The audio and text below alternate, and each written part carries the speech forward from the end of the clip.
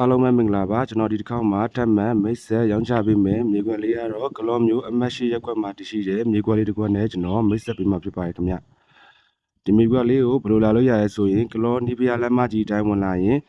ကလောကဖေးမရောက်ခင်လမ်းဘယ်ဘက်ကိုချိုးဝင်လိုက်အောင်နဲ့ဒီမြေကွက်ကိုရောက်ရှိမှာဖြစ်ပါတယ်ခင်ဗျဟုတ်ကဲ့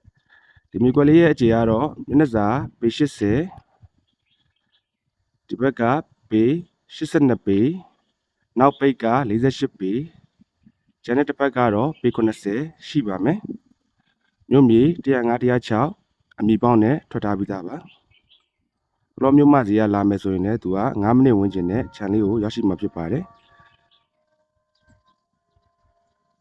ခြံလေးကသူကအော်ဒိုင်းပက်လက်ခက်ပြီးသားတံပန်းတက်ပြီးသား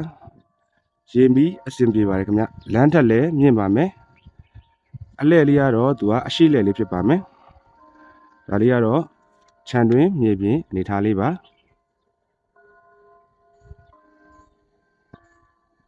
ပြီးရင်ကျွန်တော်ခြံနေမြင်ရမယ် view လေးကိုကျွန်တော်ရိုက်ပြပေးမှာဖြစ်ပါတယ်ခင်ဗျမြင်ကြီးရဲ့မြေပြတ်နဲ့မြေပြင်စရာမလိုခင်ဗျဒါကတော့နှီးပြလမ်းမရနေချိုးဝင်လာရင်ဒီလမ်းနဲ့ဝင်လာမယ်ဆိုရင်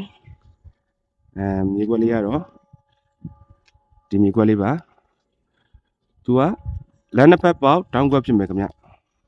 ဘေးမှာလည်းသူကလမ်းကြားလေးတစ်ခုရှိမယ်ဒါကတော့ကာလမမီတင်ပေါ့ဟုတ်ကဲ့ကျွန်တော်ချမ်းနေမြင်ရမယ့် view ကိုရိုက်ပြပေးပါမယ်ခင်ဗျသူအခုလိုချမ်းနေကြည့်မယ်ဆိုရင်ကျွန်တော်တို့အခုလိုတောင်တန်း view ကြီးကိုလည်းလမ်းမြင်ရမှာဖြစ်ပါတယ်ဟုတ်ကဲ့ပြီးတိုင်းလည်းခြံရှိနေရှိပြီးသားမလို့ရင်ပြီးစင်ပြေပါတယ်ခင်ဗျဒ